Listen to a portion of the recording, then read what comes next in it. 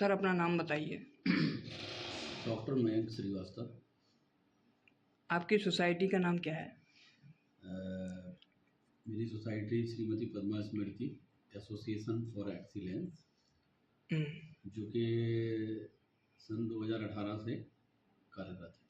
अभी तक आपने कितने कार्य किए हैं?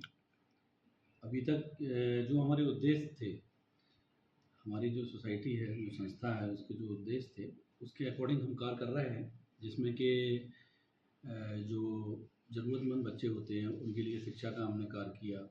हमने समाज में चिकित्सा के क्षेत्र में कैंसर के लिए हमने काफ़ी कार्य किया और सांस्कृतिक कार्यक्रम का हमने आयोजन किया काफ़ी। और सांस्कृतिक कार्यक्रम कितने किए आपने अभी तक?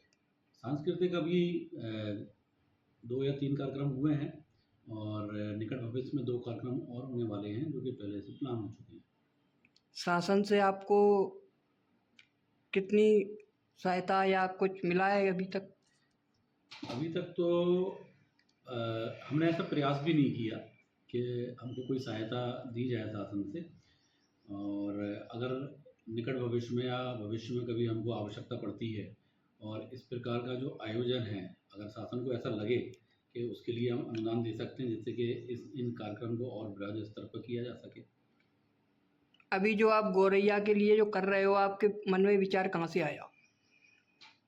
हाँ, गौरैया जो है विचार तो एक कह सकते हैं कि ये एक भावनात्मक विचार है ना, चूँकि वर्तमान परिस्थिति या वर्तमान स्थिति में आप देख सकते हैं कि जो एक चिड़िया होती है गौरैया, जिसको हम कहते हैं, जो कि एक समय ऐसा था, आज से लगभग 15-20 साल पहले, हर घर में, हर कोने में, हर पंखे पर आपको उसका उपस्थिति और स्थिति सब आपको देखने को मिलती थी, है ना। इवन ये स्थिति थी उस समय कि हम परेशान रहते थे इन चिड़ियों से कि भाई इसको पकड़ लो, और छोटे बच्चों का एक तरह से ये खिलौना था, है ना। एक गेम था, जब हम चाइल्डहुड थे, स्कूल में जाते थे 4वीं 5वीं 6वीं क्लास में, तो कई इस तरह के पक्षी जो गौरैया चिड़िया, उसको पकड़ने की बहुत व्यवस्थाएं भी हम लोग किया करते थे। लेकिन आज की स्थिति ऐसी है, मतलब जस्ट आप ये मान के चलिए कि सिर्फ 15-20 साल में कि वो चिड़िया हमको विलुप्त होती हुई दिख रही है। वो पक्षी, वो बर्ड जो है इस दुनिया से जा रहा है। आप ये देखिए कि आपको किसी भी कॉलोनी में, किसी भी बस्ती में और किसी भी बड़े घर में या किसी ऊंचे स्थान पर भी वो चिड़िया देखने को आपको नहीं मिल रही है।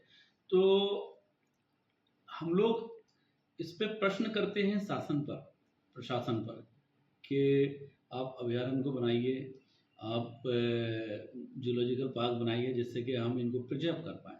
लेकिन एक्चुअल में देखा जाए कि जो सामाजिक स्तर का पक्षी है ना, जो घर-घर रहता था, हम तो समाज की दायित्व ज़्यादा बनता है एज़ कम्पेयर टू, अगर हम शासन की बात करें तो उससे ज़्यादा समाज की स्थिति ज़्यादा बनती है। अगर हम और आप मिलकर चाहें तो उसका व्यवस्थित कर सकते हैं उसको।